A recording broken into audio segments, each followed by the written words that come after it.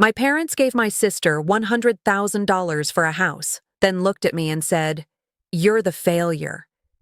No whisper, no hesitation, just a verdict dropped between bites of pot roast. My brother-in-law raised his glass. My mom smiled like it was normal. I remember my fork slipping the sound sharper than their silence. No one stopped me when I stood. No one asked where I was going. That night, I didn't cry. I packed my life into a trunk and drove until the highway went dark. 2 years later, they learned what silence can build and what it can destroy. Before I tell you the rest, tell me where are you listening from so I know I'm not alone. And when you've heard my story, tell me what would you have done in my place. They always said our family looked perfect, matching sweaters at Christmas, polite smiles for church photos, the kind of household that neighbors envied.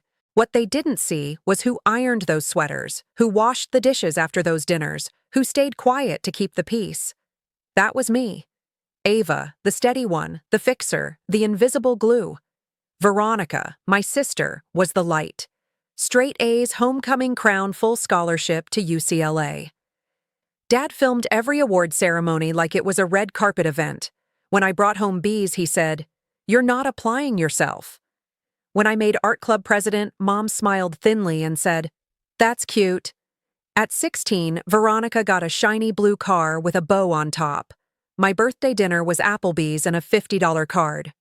"Be grateful," Mom said, straightening my hair for a picture. The flash went off, but I blinked late. That photo still sits on their mantle, proof that I existed, but not how it felt. College was worse. Veronica's tuition was fully funded. Mine wasn't funded at all.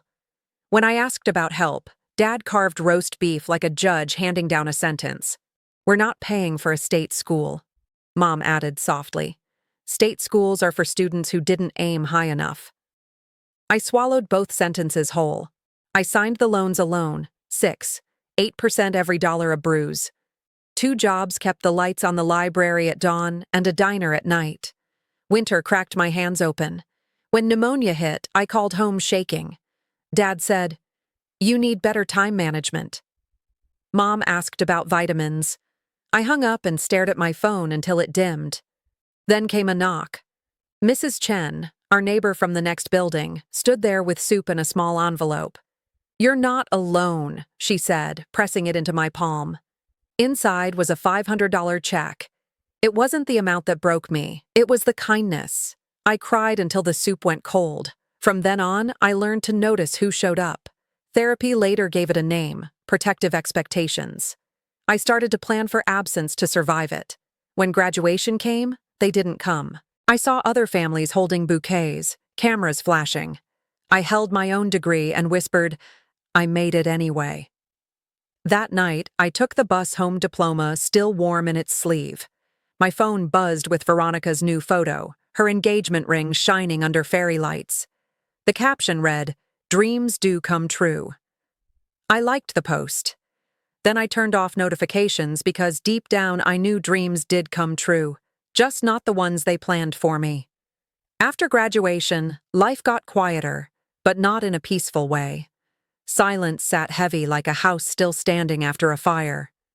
I moved into a 1-bedroom apartment above a laundromat where the hum of dryers replaced small talk.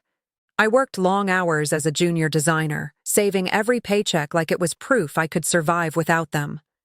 I told myself I was fine, independent, unbothered. But sometimes I'd wake up at 3 a.m., phone glowing on the nightstand, and scroll through their photos, Sunday dinners, Veronica's bridal shower vacations. I wasn't invited to. Their smiles looked permanent.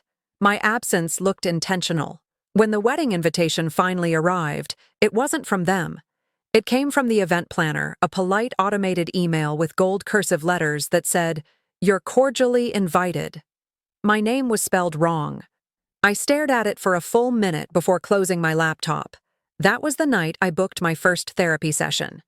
Dr. Singh had kind eyes and a voice like calm water.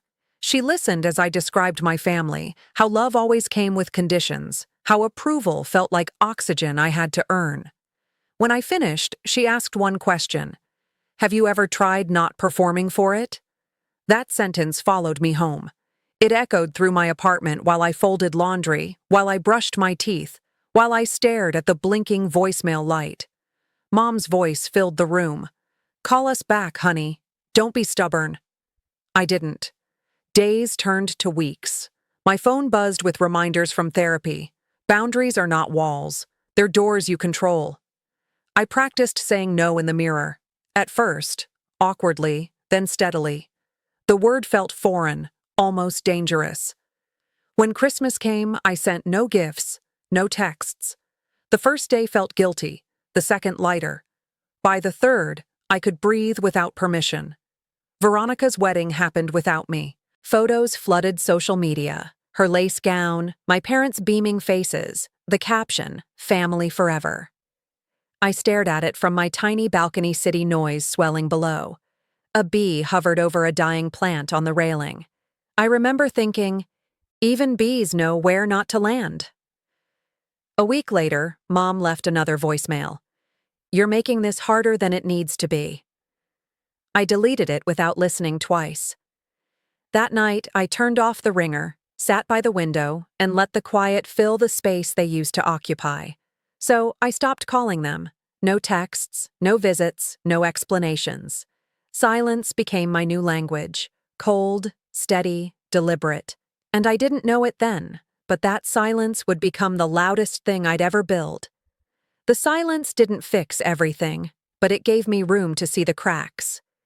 Without their voices filling every corner of my mind, I started hearing my own. Work became a rhythm I could trust. Days blurred into sketches, deadlines, and late-night coffee. I wasn't thriving yet, but I wasn't breaking either. Each client project paid another bill, another ounce of proof that I could live without their permission. Still, the ache lingered. Every holiday felt like standing outside a window, watching warmth I didn't deserve. One February, pneumonia came back. I remember the fluorescent light of urgent care, the echo of beeping machines. I lay there shivering, scrolling through my phone, hovering over Mom. My thumb stopped inches from calling. Then I turned off the screen. I didn't need another lesson in disappointment. When I got home, there was a note taped to my door. Soup inside. Chen. Mrs. Chen, my old neighbor, had found me again. She handed me a thermos and said, "Rest. The world can wait." Her kindness hit harder than any apology I'd ever begged for. By spring, I was back on my feet and restless. I wanted a life that didn't feel like waiting. Therapy helped me name it. I was tired of surviving. I wanted to build. I started looking at listings, cheap land up north, far enough to hear myself think. The kind of place people drove past without seeing potential. The kind of place no one could take from me. 3 months later, I signed papers for 40 acres of neglected soil and a house with more holes than windows. Everyone else saw a wreck. I saw possibility. The first nights were brutal. No heat, no Wi-Fi, just wind rattling the siding and me swearing at leaky pipes. But for the first time, every failure was mind-fixed. I learned how to seal drafts with plastic, how to repair drywall from YouTube, how to keep bees alive through cold nights. Tom, my neighbor across the ridge, stopped by one morning with coffee and a grin. "You working the land or letting it work you?" he asked. I laughed for the first time in months. Weekends became rituals. Mud on my hands, sawdust in my hair, sunburn on my neck. Slowly, lavender sprouted in the backfield rows of shy green pushing through stubborn dirt. I started keeping journals, logging every mistake, every bloom. The pages filled like proof of rebirth. One night, I stood in the doorway of that half-finished farmhouse, looking out over the field under a full moon. My breath fogged in the cold, but something inside me had settled. For years, I'd begged for belonging. Now I was building it with my own hands. And as the first season changed, I realized I hadn't just gone silent. I'd gone sovereign. Spring came early that year. The lavender had started to bloom in wide, uneven rows, soft purple waves brushing the wind. I remember thinking the silence finally sounded different, less empty, more earned. The bees had returned steady and loyal, and I worked beside them in the fields. I didn't know it then, but that peace was about to be interrupted. It started with a text from an unknown number. "Ava, is this really your place?" I didn't answer. 2 hours later, the phone rang again. This time, Dad's number. I stared at it long enough to hear the voicemail start. His voice was too casual, too smooth. "Your sister drove past a property in Soma today. Big field, tin roof, lavender everywhere. Is that yours?" I wiped the dirt off my hands, staring at the horizon. "It is," I said when I finally called back. There was a pause on the line, like someone searching for the right tone to use. "It's impressive," he said. "We didn't know you were doing so well. Maybe we can help you expand, make it something bigger." "I have contacts, investors." I cut him off. "No, Dad. You had your chance." He laughed once, low and patronizing.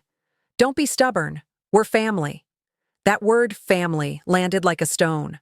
"Family doesn't call you a failure and fund your replacement," I said quietly. I hung up before he could respond. 2 days later, an email arrived. Subject line: investment proposal. I didn't open it. I archived it instead. A week passed. The lavender kept growing unbothered. Then a courier truck rolled up the dirt road, dust spiraling behind it.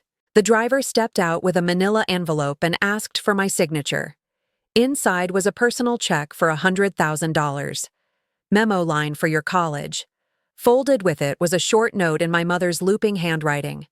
"We were too hard on you. This is our way of making things right."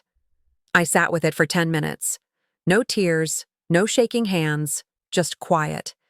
Then I got up, found my scissors, and cut the check into clean strips thin as confetti.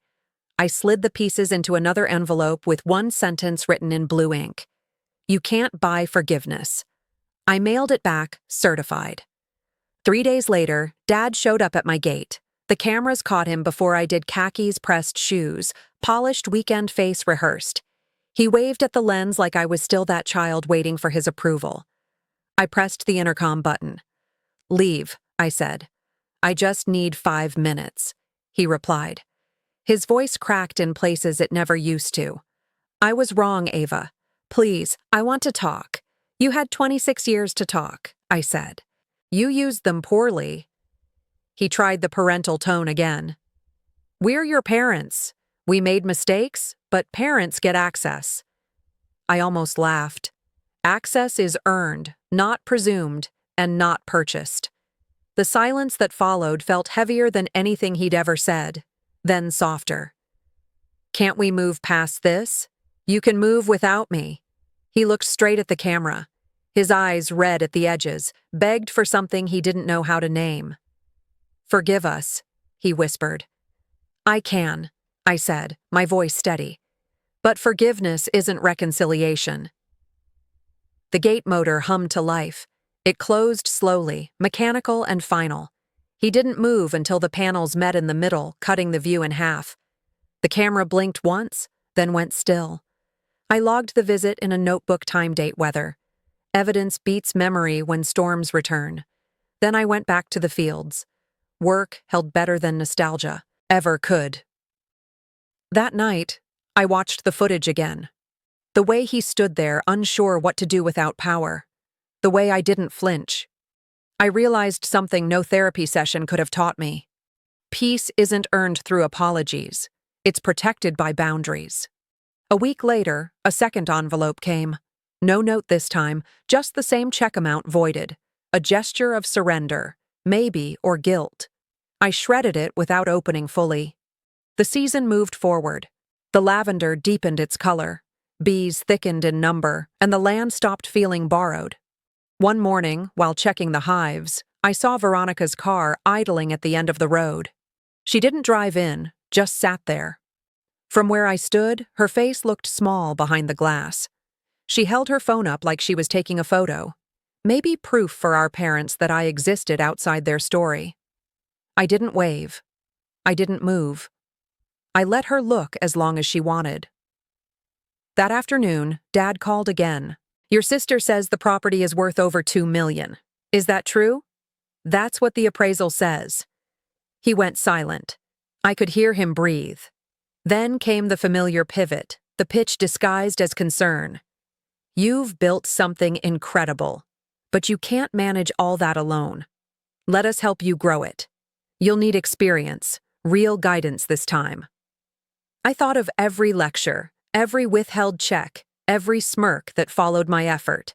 I thought of the girl who once begged for a seat at their table. Then I said it clean, quiet, absolute. No. Ava. No is a sentence.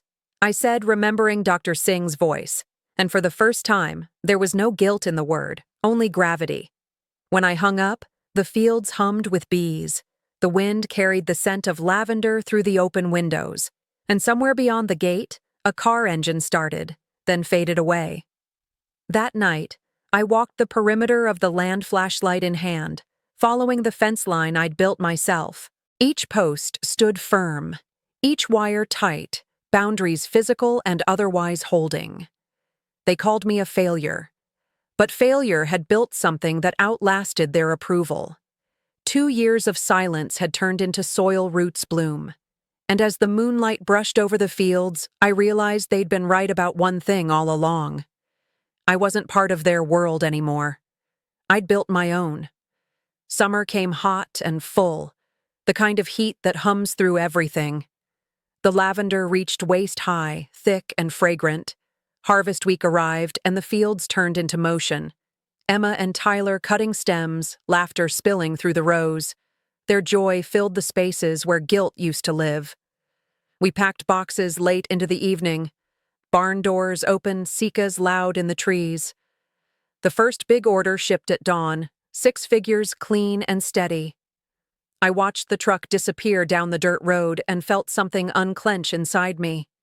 For the first time in my life, everything that supported me was something I had built.